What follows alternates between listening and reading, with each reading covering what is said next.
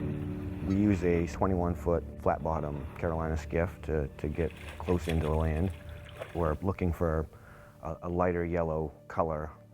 It kind of indicates new growth. It also indicates that someone hasn't been there recently for harvesting. Of course, it's hard to tell just because it does grow back fairly quickly. We take our harvesters out to the wet ledges, and we take our funnel, which is attached to a tube that leads to a net, and we raise and lower our funnels. It sucks in the seaweed, cuts it, pulls it back through the tube, and then collects it in the net behind us. By the time this bumps up against a rock to the distance up to cut, the distance here in proximity will keep the rockweed from being cut any more than 16 inches. Some hand harvesters aren't well trained, and the machines are actually preferential. They've been designed so you can't cut below that 16-inch mark. The cut being at 16 inches above the surface leaves an incredible amount of biomass remaining intact in situ. Because the harvesting is so inefficient, it means that it's basically being thinned. I did one project where I looked at, does harvesting that 16-inch height affect the sediments and the organisms in the sediments beneath it? And I found no effects. Rockweed occurs also in northern Europe, where it's been sustainably harvested for centuries. We'll also look just at mid-coast Maine, where the harvest has gone on for the past 40 years.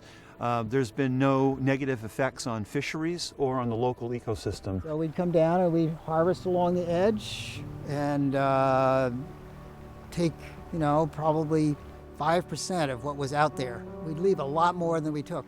And we do that, once a year and come back every year, no problem.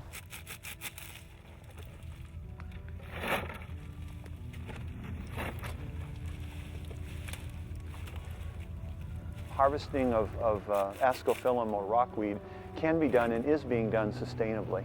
What seaweed does in the ocean is concentrates the minerals of the seawater 20 to 40,000 times of what they're present. That's what the sea vegetables and the sea plants do. They digest it and concentrate it.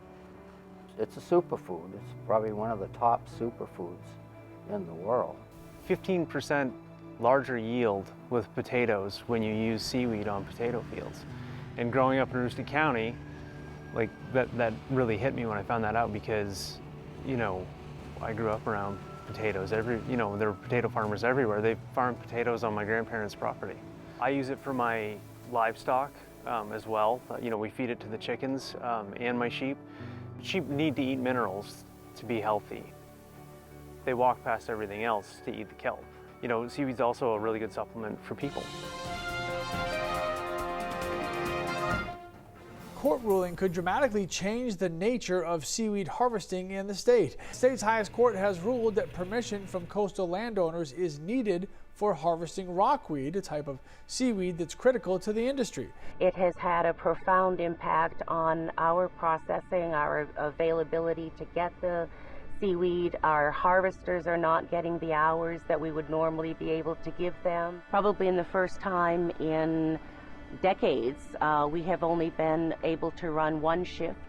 We see a growing movement against wild harvest, and also we feel pushback against aquaculture. It seems like there's a tension between people who want to look at the water and people who want to make their living there. With the landowners taking over the rights to the seaweed, it cuts down on my hours. I got 7 kids to feed. I can't afford to not be working. A lot of the lobstermen are wondering what they're going to do when the lobsters run out, because it looks like eventually they are.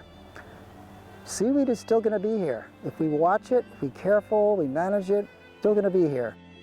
Well, wow. Look at the eiders. Yeah.